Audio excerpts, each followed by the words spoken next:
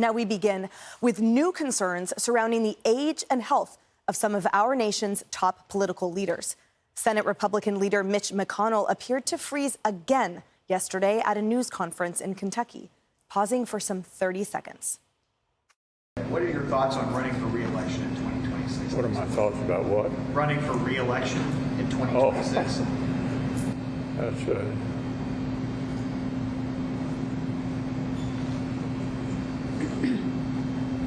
Did you hear the question, Senator? Running for re-election in 2026? yes. All right, I'm sorry, you all. We're going to need a minute. This was the second time something like this has happened to the 81-year-old at a news conference. You'll remember he took a similar pause during his weekly press conference back in June.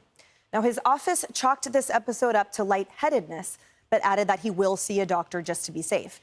But it's not just the Senate minority leader.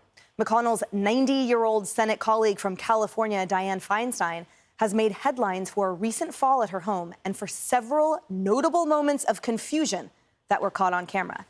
Meanwhile, President Biden's fitness for office is also coming into question following a series of gaffes, puzzling statements, and stumbles in public.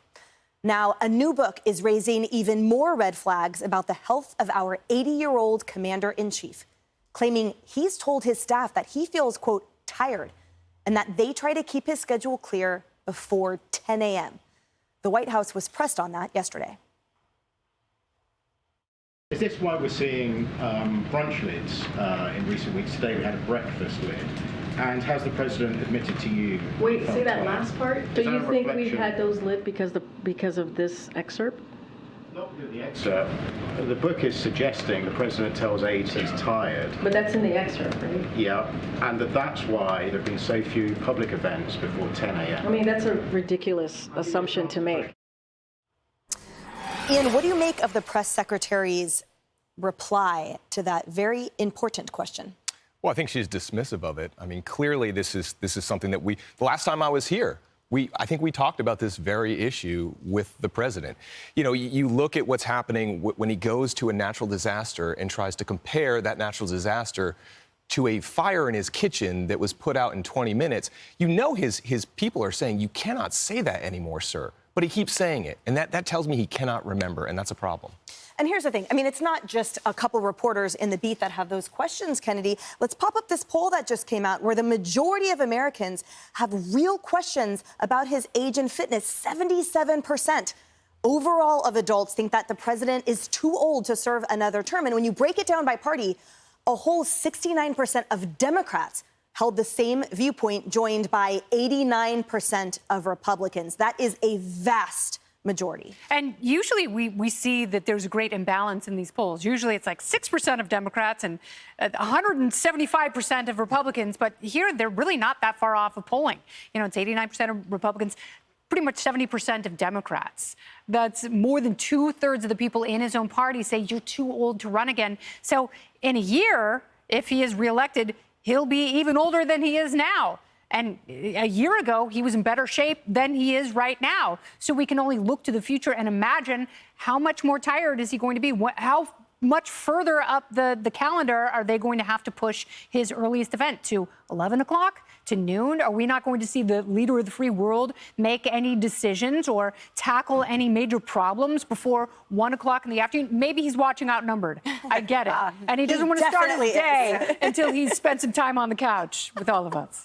Everyone is watching Outnumbered, That's right. Dagan. That is what everyone's doing. But here's the thing. I mean, the questions are about all senior elected officials. And it's not just age, right? The whole point is the fitness, the competency. These are real questions because the American people have seen real problems stemming out of this octu and whatever the word is for 90-year-old and up. Nonagenarians. Thank you so much for those elected officials.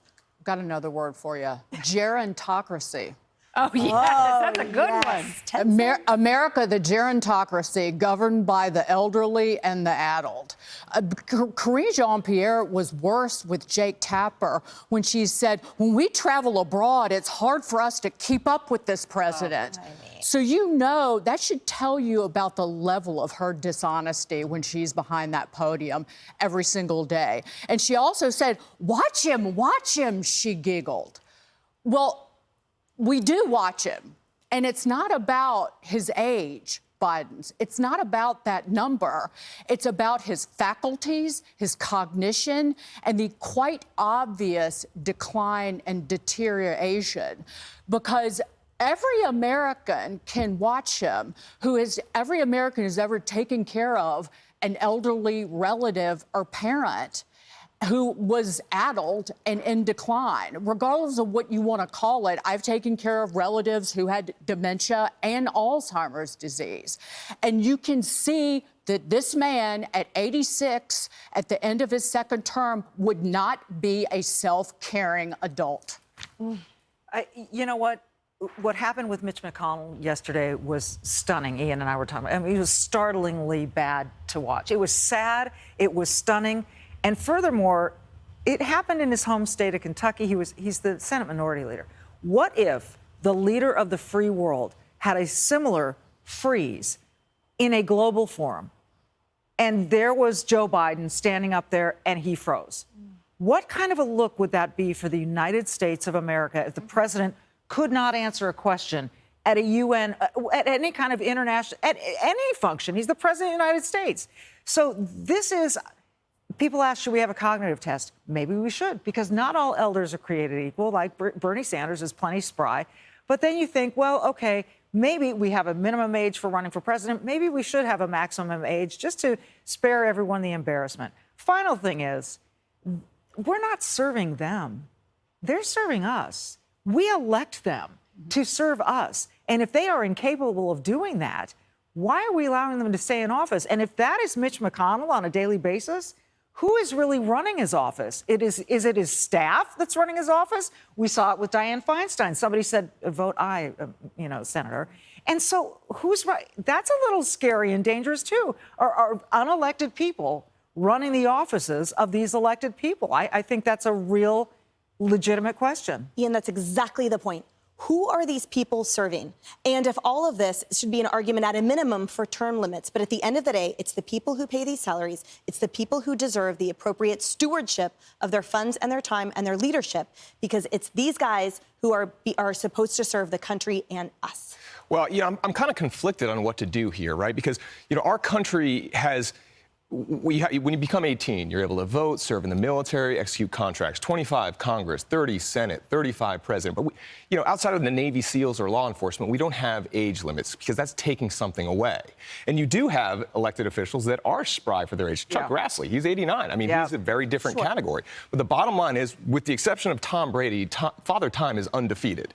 And, we need to figure out how to make sure, beyond just the voters, because, look, the voters elected John Fetterman, and not just in the general election, in the primary. And so the voters need to look, especially when you're looking at the president, who is the most competent to be the commander-in-chief of the United States of America? And I look at Joe Biden and I say, it's not him. Sorry. Everyone says, put Joe Biden against Trump and everyone will vote for Biden. I no longer think that's true, because you're comparing two octogenarians, right? And there's no comparison. He told that fake fire story again yesterday. Yeah, right. Oh, no. Hey everyone, I'm Emily Campagno. Catch me and my co-hosts Harris Faulkner and Kaylee McEnany on Outnumbered every weekday at 12 p.m. Eastern, or set your DVR. Also, don't forget to subscribe to the Fox News YouTube page for daily highlights.